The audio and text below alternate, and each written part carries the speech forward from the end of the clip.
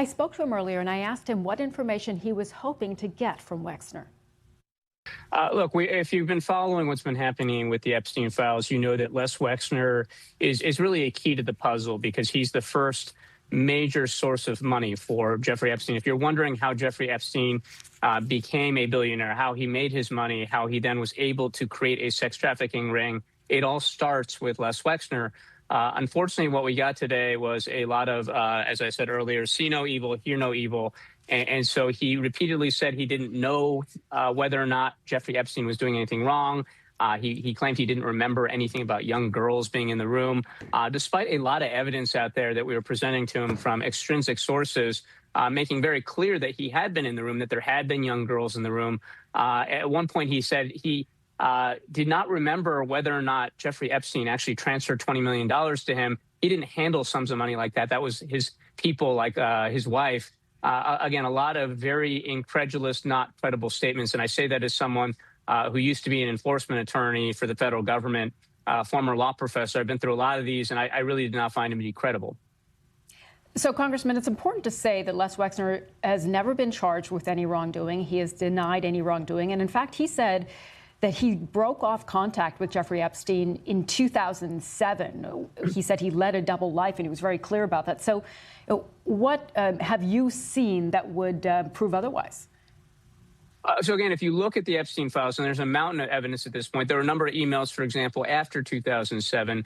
But the point I want to drill in on, I'm not accusing Les Wexner of partaking in things that were wrong, although I will note that there were a number of people that accused Les Wexner of inviting young women and girls over for bikini shoots and lingerie showings with Jeffrey Epstein, that there were people that alleged that he had sex with Jeffrey Epstein, and that's why Jeffrey Epstein was given so much money and so much control over the Wexner's finances. I don't know if that's true or not, but what I will say is that what I found completely non-credible is that Jeffrey Epstein, according to everyone close to him, had a reputation. Everyone knew he was into young girls, that he trafficked potentially in young girls. It was an open secret by the time we hit 2007. And yet Les Wexner repeatedly said he never saw anything, didn't know about anything, in a way that just I did not find particularly credible. And, again, he's 88 years old. Memories do fade. But there were a lot of documents that explicitly contradicted things that he said to us. Okay. The Department of Justice, the Attorney General, has said that they have released all the files that they were required to by the Epstein Transparency Files Act that was passed. Do you agree with that assessment? Absolutely not. The Massey Kana bill that we passed, that was allowed to be passed by a discharge petition that Donald Trump signed into law, requires them to turn over all responsive documents. And we know that of the 50% of the documents that they've actually released to us, we know that there's been a lot of unnecessary redactions. It appears that they have intentionally tried to withhold Donald Trump and a number of other people's names and documents responsive to those names to the public. So we think there's a lot still out there. And so we know that, for example, there's a lot of videos. Jeffrey Epstein liked to take videos. And of course, a lot of that needs to be very sensitive.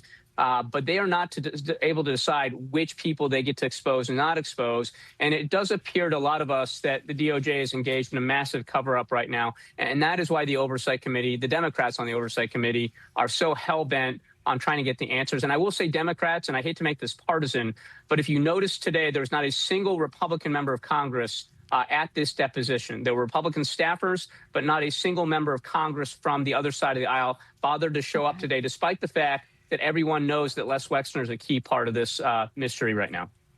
I just want to underline, as we've continued to do, that being mentioned, having your name mentioned, the files doesn't connote wrongdoing. President Trump has denied any wrongdoing, and it hasn't been proven to this point.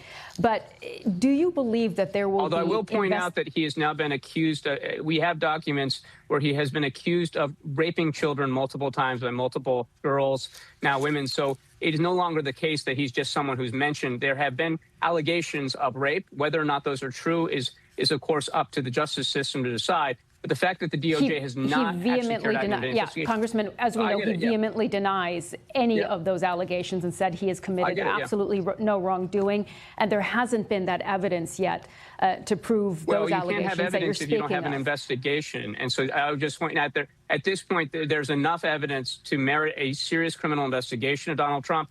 Of course, our system of justice here in the United States requires that you prove beyond a reasonable doubt. And so Donald Trump deserves his day in court. I will just say that there is evidence out there now.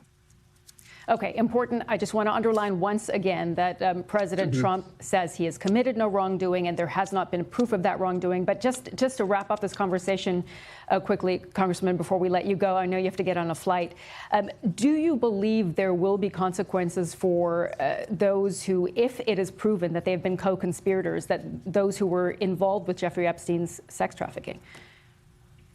I can only say this, that I am committed. I know a number of my colleagues are committed on both sides of the aisle to making sure that we get justice for the survivors of the Epstein sex trafficking ring. And I sat in a room with a dozen victims of that horrific just scandal. And I promised them, and a number of my colleagues promised them, we would do all we could to get to the bottom of this, to try to do our part to get them justice. So I can't predict the future, but I am hopeful, and we will keep persevering.